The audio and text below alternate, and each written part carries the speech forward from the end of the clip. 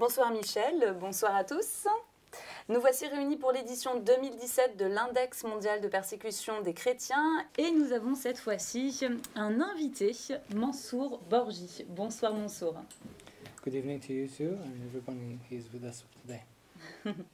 Mansour, nous allons parler tout à l'heure de la situation des minorités chrétiennes persécutées en Iran. Vous êtes vous-même iranien.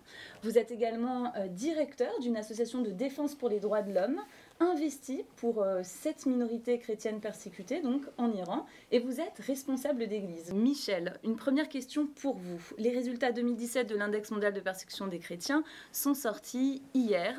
On les a présentés aux journalistes. Voilà, donc déjà une semaine bien pleine pour nous.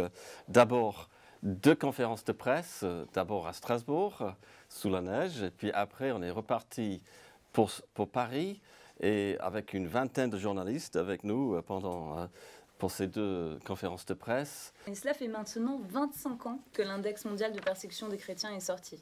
Voilà, donc cette année, c'est le 25e anniversaire de l'Index de persécution de Portes Ouvertes. C'était juste après la fin de la chute du rideau de fer que Portes Ouvertes a commencé au début dans les pays de l'Est. Et puis, quand le rideau de fer est tombé, évidemment, c'était important pour nous de savoir ce qui se passait autour du monde. Et nous avons inventé l'index de persécution pour essayer de comprendre le degré de persécution dans différents pays autour du monde. Voilà, c'était à l'origine pour une utilisation interne.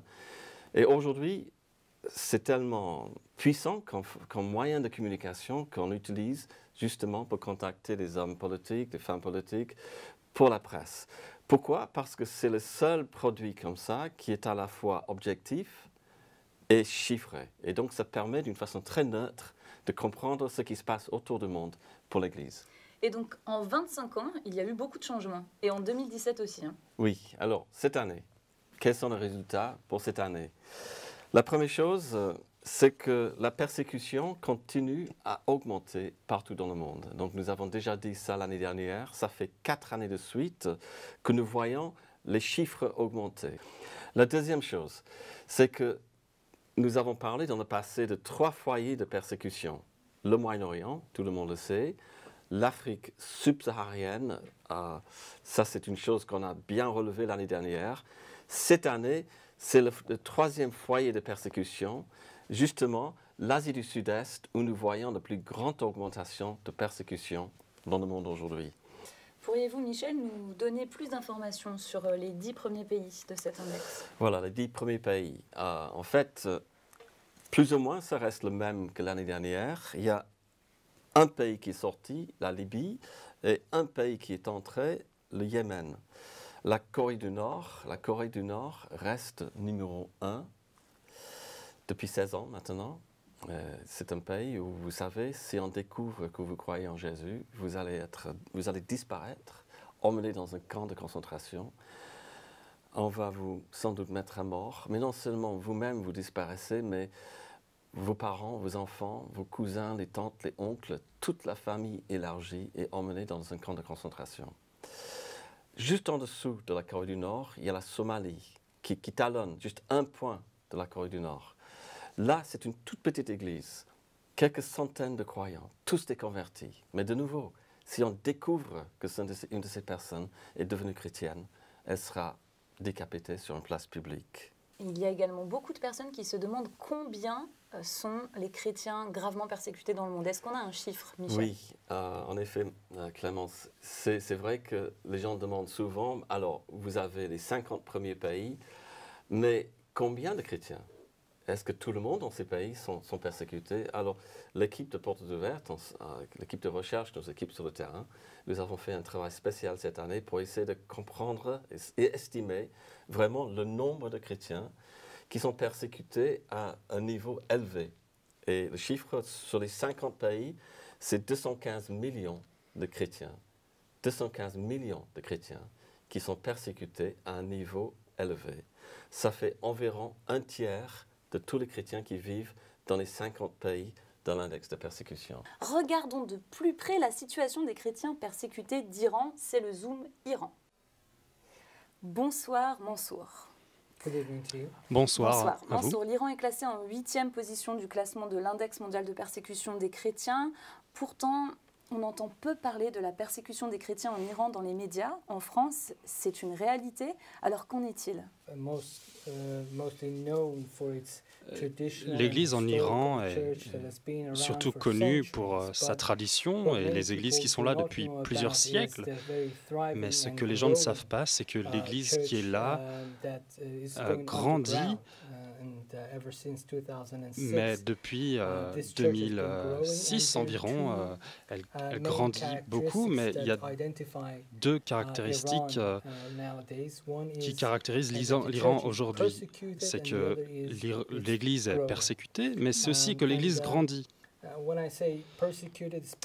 Et quand je dis que l'Église est persécutée, c'est que depuis 2010, le leader suprême de l'Iran a mentionné que les activités des chrétiens dans l'évangélisation et dans la croissance du nombre d'églises de maisons est une menace, l'une des principales menaces contre la sécurité nationale. Et depuis, on a vu une nouvelle vague de persécution envers les chrétiens. Un nombre croissant de chrétiens sont persécutés, arrêtés à cause de leur foi. Souvent, ceux qui sont arrêtés, emprisonnés, sont maltraités, torturés psychologiquement, parfois physiquement. Beaucoup d'entre eux font face à des procédures judiciaires interminables. Et si finalement ils sont jugés, ils peuvent encourir jusqu'à 10 ans de prison. Alors, à cause de la persécution, à cause des églises qui ferment, les églises de maison, les églises souterraines ont grandi rapidement. D'après une association,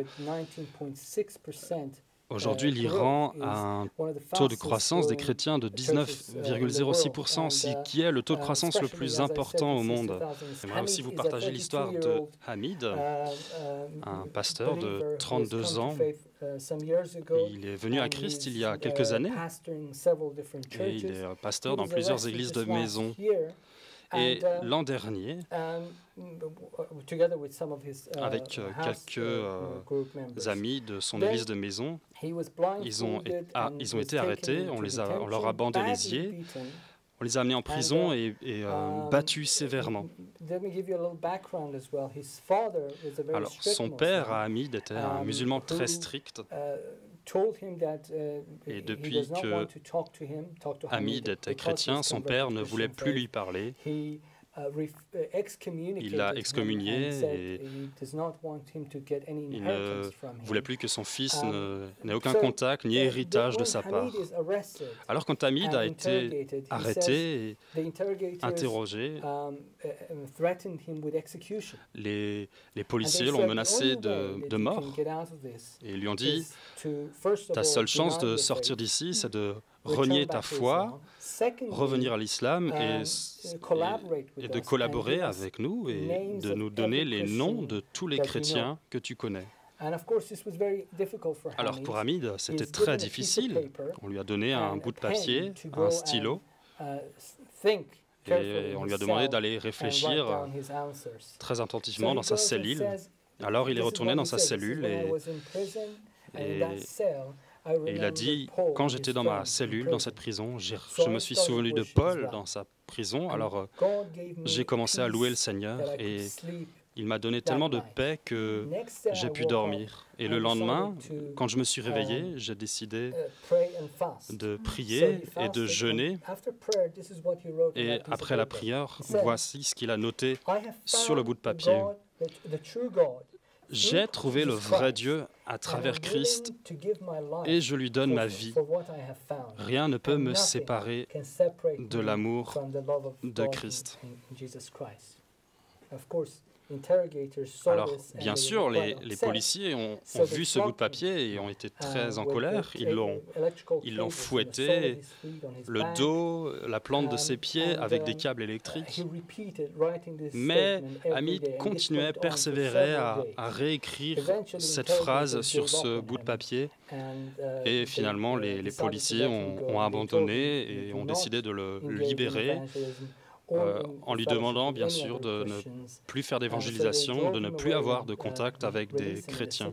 Alors ils l'ont relâché quelque part en ville. Et c'est là que ça devient intéressant, c'est que à cause de son passé, son père avait appris qu'il avait été arrêté.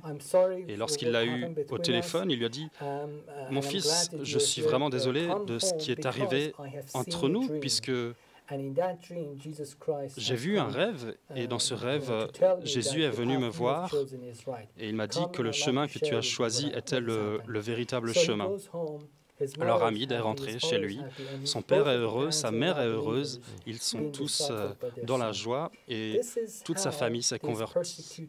Et c'est en fait de cette façon que l'Église persécutée en Iran grandit. Maintenant, c'est la fin de cette e-conférence, mais je vous encourage vraiment à rester connectés parce que nous allons passer à la partie certainement la plus importante, qui est celle de la prière. Prendre ensemble un temps de prière pour l'Église persécutée. Et Michel, justement, je vous propose d'introduire ce temps de prière. Voilà, donc je propose qu'on prie ensemble. Et j'avais envie de consacrer un peu cette soirée aux chrétiens qui se trouvent aujourd'hui en prison en Iran.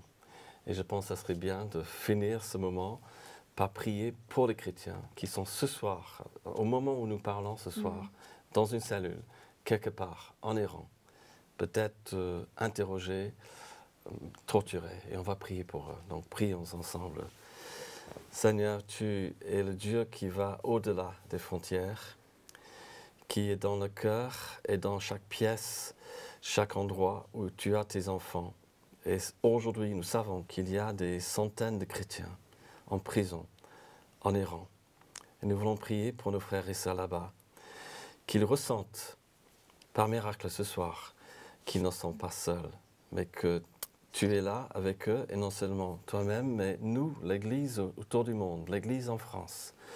On se souvient d'eux et on est ensemble avec eux, solidaires avec eux, dans leur souffrance, dans le prix qu'ils paient pour te suivre et le témoignage qu'ils ont pour toi dans ces circonstances si difficiles. Merci de les garder.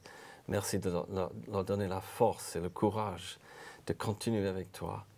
Que d'autres prisonniers puissent venir à toi. Que leurs familles, comme Mansour a partagé, puissent aussi venir à toi. Et que ce réveil qui a lieu aujourd'hui en Iran, que ça puisse continuer pour que de plus en plus d'Iraniens puissent te connaître et que ton Église soit fortifiée dans ce pays. Au nom de Jésus. Amen. Amen.